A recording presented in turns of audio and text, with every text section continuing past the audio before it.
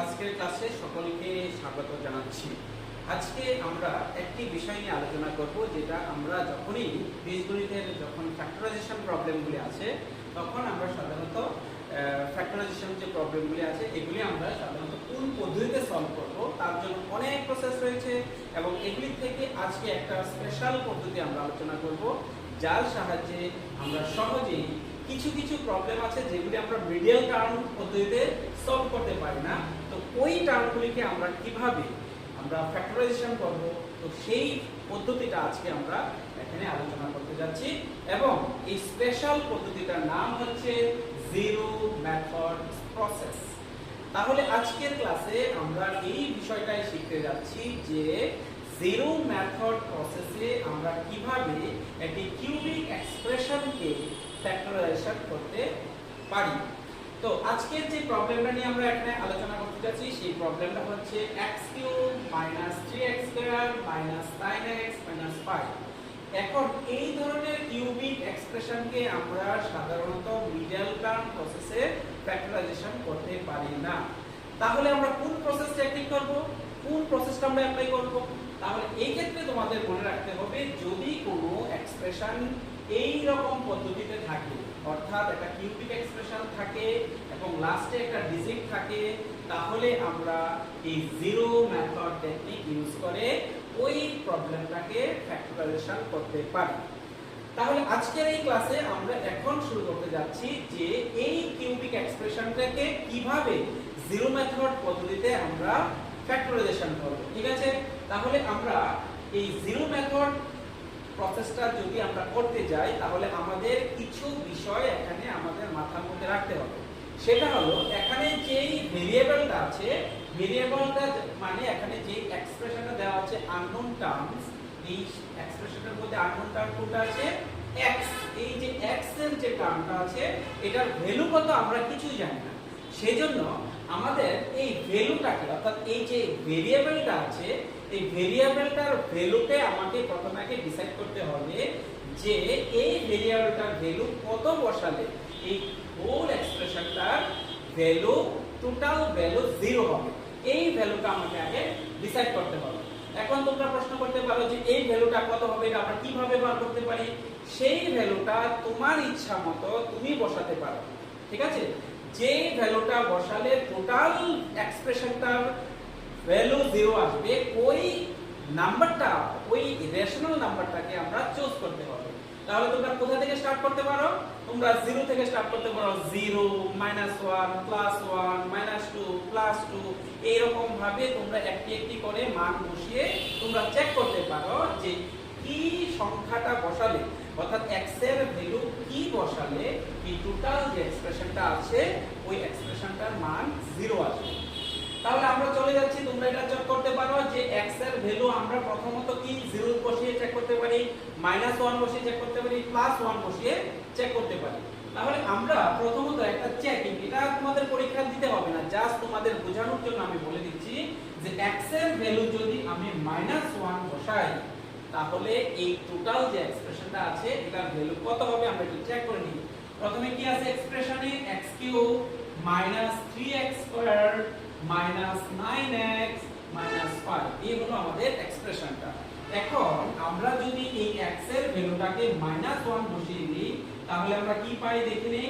x³ - 3 into এই x এর জায়গায় কত বসবে? -1 হোল স্কয়ার আসবে, -9 ইনটু -1 and 5। ঠিক আছে, এভাবে আমরা x এর ভ্যালুটা বসালাম। এখন আমরা এটাকে সিম্পলিফাই করে নিই। -x³ এর ভ্যালু কত আসবে? -1। দেন এখানে কি আসবে? এটা তো স্কয়ার আছে, তাহলে মাইনাস এর যে টার্মটা আছে সেটা প্লাস হয়ে যাবে, প্লাস মাইনাসে 3 আসবে, মাইনাস মাইনাস এখানে প্লাস আসবে 9 and last -5। It is the same term. Now এখন কি হবে? +9টা চলে আসবে, আর এখানে যে টার্ম আছে -5 -3 এন্ড -1, তারা সবাই মিলে কত হবে? -9। নাও -9 কত আসলো? 0। That means if we put the value of x is -1, then the whole term of the expression will be 0. Value of the whole expression will be কত হবে? 0 হবে। তাহলে আমরা কি পাই? কত বসালাম? 1 এটা আমরা বসালাম এবং এটাকে যদি বসাই তাহলে হোল এক্সপ্রেশনটার যে টোটাল ভ্যালু সেটা কত আসলো 0। তাহলে আমরা এখান থেকে একটা ফ্যাক্টর পাওয়া যায় যে x + 1 = 0। দ্যাট মিন্স এই যে টার্মটা আছে এই টার্মটার একটা ফ্যাক্টর কত হবে 0। ওকে সরি x + 1 হবে। ওকে নাও নেক্সট প্রসেসটা কি হবে, আমরা এখানে একটা লাইন আমরা লিভ করব, তারপর থার্ড লাইনে আমরা চলে যাব এবং চলে যাওয়ার পর প্রসেসটা কি, যেই ফ্যাক্টরটা আমরা পেলাম অর্থাৎ x + 1 সেই ফ্যাক্টরটাকে আমরা at least 3 টাইমস লিখব। লিখে নিলাম। তারপর কি হবে, এখন আমরা এই সামনে এমন একটি সংখ্যাকে মাল্টিপ্লাই করতে হবে যার গুণফল x³ চলে আসে। তাহলে এখানে আমার কি আছে, x আছে। x যদি থাকে তাহলে আমরা এখানে যদি x² বসাই তাহলে যদি দুটোটাকে আমরা মাল্টিপ্লাই করি তাহলে কি চলে আসবে, -x³ চলে আসবে। তাহলে মাল্টিপ্লাই করে দাও x² * x, that means x³ চলে আসবে। এই সংখ্যাটাও মাল্টিপ্লাই করে দাও, প্লাস প্লাস হবে আর x² আসবে। ঠিক আছে, এখন মেইন এক্সপ্রেশনের মধ্যে দেখো এখানে আমাদের মাল্টিপ্লাই করার পর কি আসলো, x² চলে আসলো। ঠিক আছে, কিন্তু এক্স্যাক্টলি যে x টার্ম ছিল সেখানে আসলো -3x²। ঠিক আছে, আসলো কি +x²। তার মানে এখানে আমি কত বসালে এই +x² বাদ যাওয়ার পর -3x² থাকে সেটাকে চুজ করতে হবে। তাহলে আমরা এখানে কি বসাবো, যদি আমরা এখানে -4x বসিয়ে দেই তাহলে কি আসে, টার্মটা মাল্টিপ্লিকেশনের পর -4x², ওকে প্লাস মাইনাস -4x। ঠিক আছে, তাহলে এই যে টার্মটা আছে দেখো 4x² থেকে x² যাওয়ার পর আরো কি থাকে, -3x² থেকে যায়। ঠিক আছে, তাহলে এই টার্মটা তো মিলে গেল। এখন নেক্সট টার্ম কি আছে, অ্যাকচুয়ালি এখানে -9x আছে, কিন্তু আমাদের টার্ম এখানে কত এসেছে, -4x। তাহলে আমাদের কত লাগবে, আরো -5x। এখন যদি আমি এখানে -5 বসিয়ে দেই তাহলে 5 * x -5x চলে আসবে আর প্লাস মাইনাস মাইনাস 5 চলে আসবে।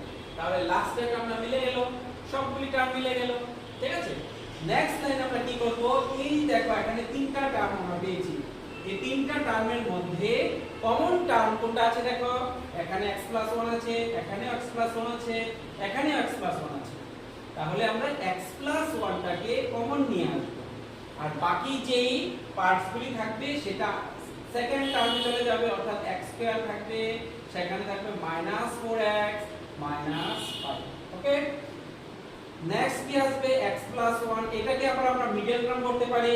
মিডল টার্ম করলে কি চলে আসবে দেখো, x² - 5x + x - 5 x + 1। দেন এখান থেকে যদি আমি x কমন নিয়ে আসি কি থাকবে, x - 5 + 1 কমন নিলে x - 5 and in the last line কি হবে, x + 1 তো সেম রয়ে গেল।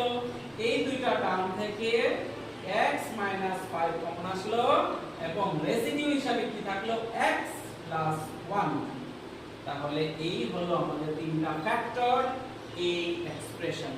ঠিক আছে, তাহলে এইভাবে আমরা কোনো একটি কিউবিক এক্সপ্রেশনকে জিরো মেথড পদ্ধতির মাধ্যমে সহজেই ফ্যাক্টরাইজেশন করতে পারি। ঠিক আছে, তাহলে আজকের ক্লাসে আমরা এটাই শিখলাম। নেক্সট পরবর্তী ক্লাসে আমরা অন্য একটা বিষয় নিয়ে আলোচনা করব। ততক্ষণ পর্যন্ত সবাই ভালো থাকো। Thank you, bye by.